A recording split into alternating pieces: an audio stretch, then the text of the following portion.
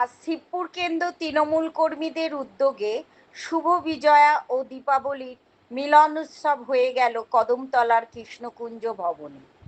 অনুষ্ঠানে বক্তারা সকলকে বিজয়ার শুভেচ্ছা অভিনন্দন জানানোর পাশাপাশি এসআইআর নিয়ে কেন্দ্রীয় সরকারের বিরুদ্ধে ক্ষোভ প্রকাশ করে।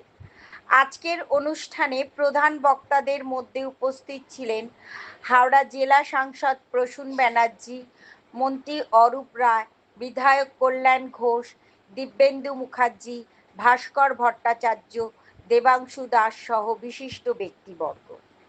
রিনা হালদারের report, GM news.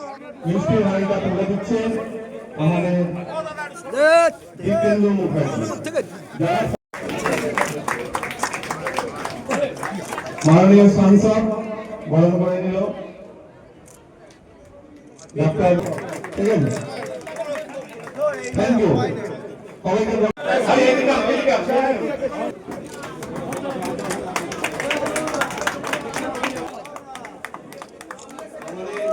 Dibyendu Mukherjee, মাননীয় মন্ত্রী, আমি সবাইকে ধন্যবাদ জানাই। অনুষ্ঠান বিজয়া দীপাবলির যে মিলন উৎসব, এই মিলন উৎসবে আমরা সকলে মিলে সমবেত হয়েছি।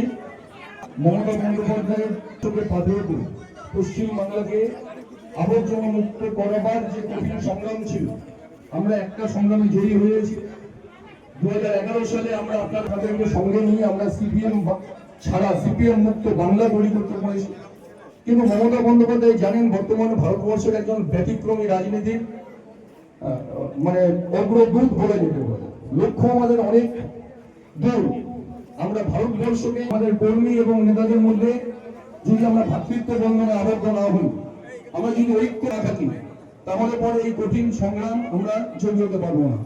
আজকে আল্লাহ যে আমাদের এই দীর্ঘকালের লড়াইয়ে এই আজকের আনন্দের দিনে বিজয়া এবং দীপাবলি উৎসবের মৌসুম শেষ, সকলে একত্রিত হওয়ার এই মঞ্চে আছে 98 সালে তৃণমূল কংগ্রেসের যারা নেতৃত্ব এবং যারা দলকে হাওড়া এই শিবপুর কেন্দ্রে প্রতিষ্ঠিত করেছিল, তারা শিবপুর 98 সালের সকলে উপস্থিত আছে।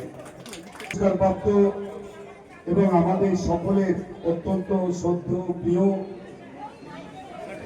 খ্যাতনামা ফুটবলার প্রসূন বন্দ্যোপাধ্যায় এবং উপস্থিত থেকে আরম্ভ করে কালী পুজো, দীপাবলি, ছট পুজো এবং জগদ্ধাত্রী পুজোর প্রীতি, শুভেচ্ছা, অভিনন্দন।